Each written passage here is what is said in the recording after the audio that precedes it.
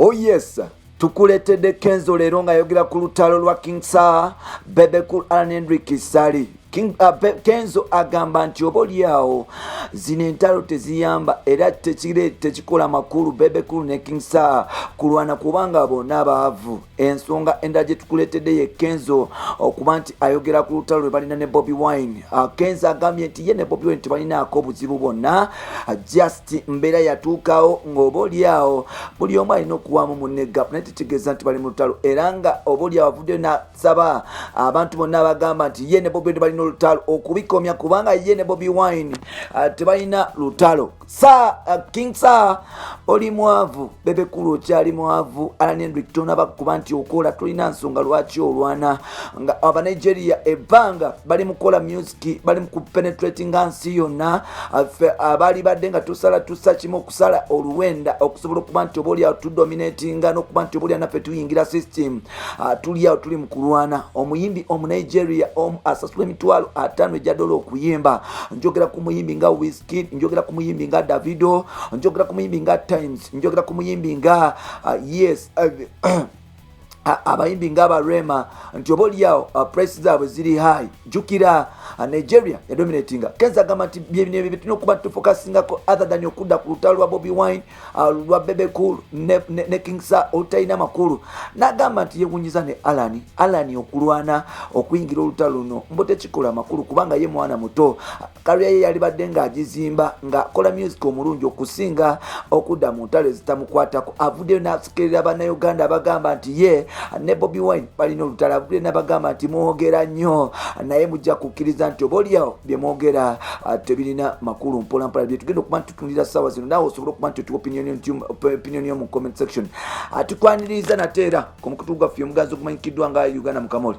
Amanya n'eddoboozi nga bulijjo bampita Ntambi Kimuso. Ngenda kusaba ogenda maaso n'okuba nti likinga video eno nkutumiddeko wennaagenda maaso n'okuba nti please oli mu Uganda, oli mu Uganda ne buli bwegwanga nkutumiddeko wenda kuba nti otuwuliriza n'okuba nti otwagala likinga video tusobole okuba tutambula ffenna.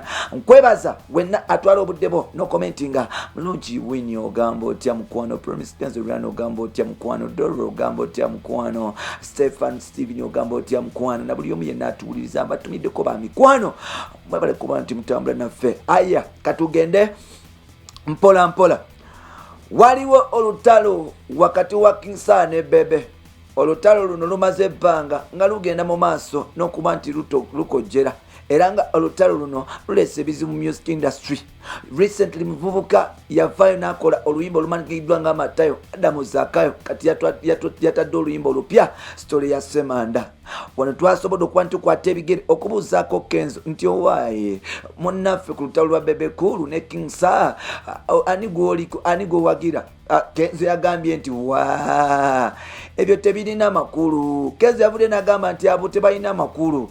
Kenzo yavudde n'agamba nti Bebe Kulu muntu mukulu, emyaka yagiweza, tamusuubira kuba nti ali mu ntalo zino za kuba nti oboolyawo kwevuma na King Saha. Era yavudde n'agamba nti Bebe Kulu gwamanyi tasobola kuba nti adiza King Saha because King Saha akyali muto nnyo. Navudde n'agamba nti newunyiza King Saha omuvubuka internet okumala ebiseera ng'alumba Bebe Kulu. Kenzo yavudde n'agamba nti King Saha mwana muto akyalina bingi ebyokola, bimuze zikyali nene. So obutalotalo obwewaka tebukola makulu, obutalo buza industry mabega. Yavudde namugamba nti oli uma president ekikulumya omuntu kiki ennyo.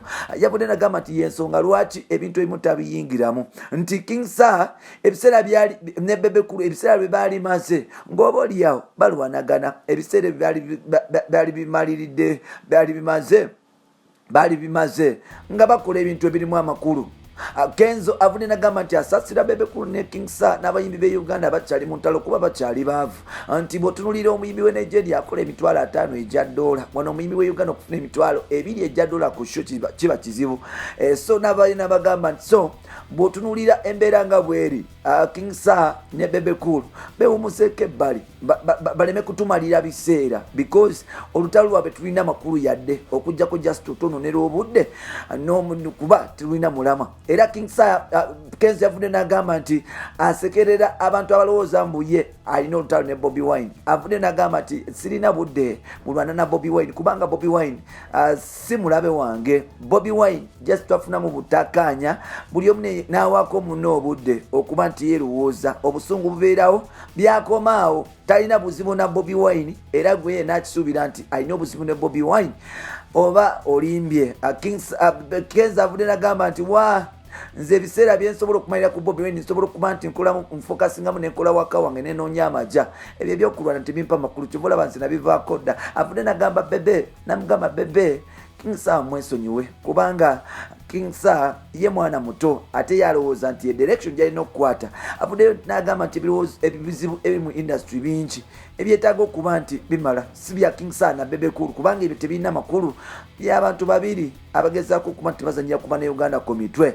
N'avudde n'agamba ne Alan n'agamba nti Alan abo abasajja beesonyiwe baakola dda baagala just kwokyabwokya bwe kuttakkaliye kukyayisa abantu. So byebyo bya Kenzo mugenda mu maaso n'okuba nti mutubulira opinion Kenzo byayogedde bituufu oba nedda. Genda mu maaso n'okuba nti oleka opinion yo mu comment section, likinga, subscribinga tusobole okuba ntutambula ffenna.